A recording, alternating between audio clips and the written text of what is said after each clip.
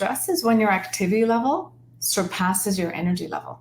I'll repeat that. Stress is when your activity level surpasses your energy level.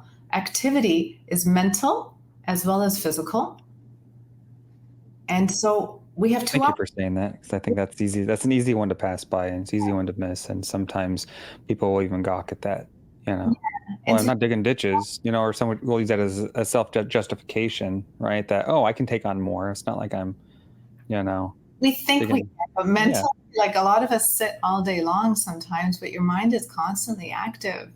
And so physical or mental. So again, stress is when your activity level surpasses your energy. You have two options: bring down activity, which you can only bring down so much physical, you got to work.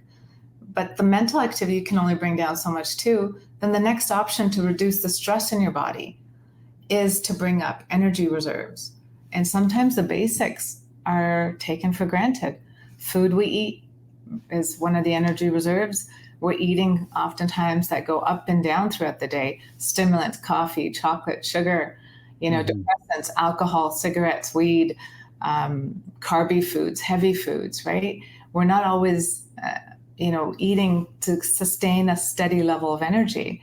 Sleep, we sacrifice it sometimes to reach our goals and to write articles and to do things.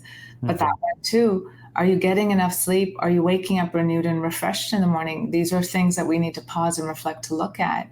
And sometimes, seasonal affective disorder, certain things impact us, but on a day-to-day, are you getting enough quality sleep, and are you sleeping well? Do you have sleep apnea or other things that maybe you need to address?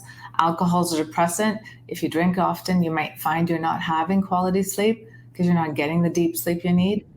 Exercise and breathing. Why is that one of the ones that bring us up in stress levels? Exercise makes us breathe. Mm-hmm. As children, we have a belly breath, and then as we grow, we do these short and shallow breaths from running around Right. a rat race. Yeah. So, when you do cardio or you do exercise or yoga or breathing, your breathing patterns go back to what they should be, and you get that relaxation from oxygen levels just being dispersed through your body.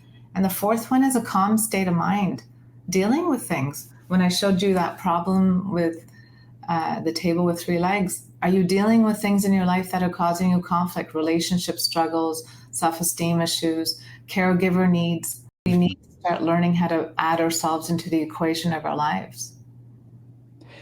I love that phrase, and I think I'll steal it. No, I'll quote you.